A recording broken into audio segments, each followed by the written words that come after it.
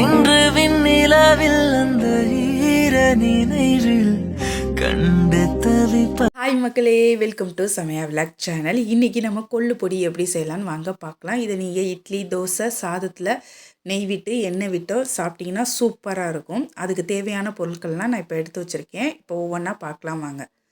முதல்ல ஒரு பாத்திரத்தில் கொஞ்சமாக எண்ணெய் சேர்த்துக்கோங்க. இதில் நான் பெருங்காயம் சேர்க்குறேன். ஃபஸ்ட்டு பெருங்காயம் நல்லா பொரிஞ்ச பிறகு தனியாக எடுத்து வச்சுக்கோங்க. வரமிளகாய் இது எல்லாத்தையும் வறுத்துக்கோங்க.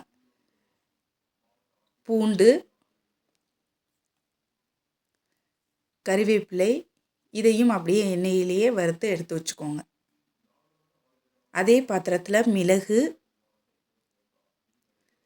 ஜீரகம் எல்லாத்தையும் சேர்த்து வறுத்துக்கோங்க. வறுத்ததெல்லாம் ஒவ்வொன்றா தனியாக எடுத்து வச்சுக்கோங்க. இப்போ நான் உளுந்தம்பருப்பு சேர்த்துருக்கேன், அதையும் வறுத்துக்க போகிறோம்.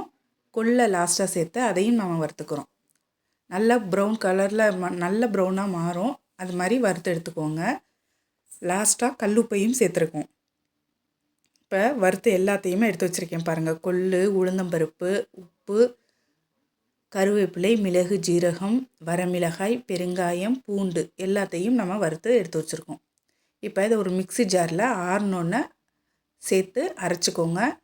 நம்மளோட கொள்ளு பொடி ரெடி ஆயிடுச்சு. இதை டேஸ்ட் பண்ணி பாருங்கள், ரொம்ப சூப்பராக இருக்கும். இந்த வீடியோ உங்களுக்கு பிடிச்சிருந்துச்சுன்னா ப்ளீஸ் லைக் பண்ணுங்கள், ஷேர் பண்ணுங்கள். கண்டு தவிப்பதனோ மனம் கலங்கி புலம்புகிறே.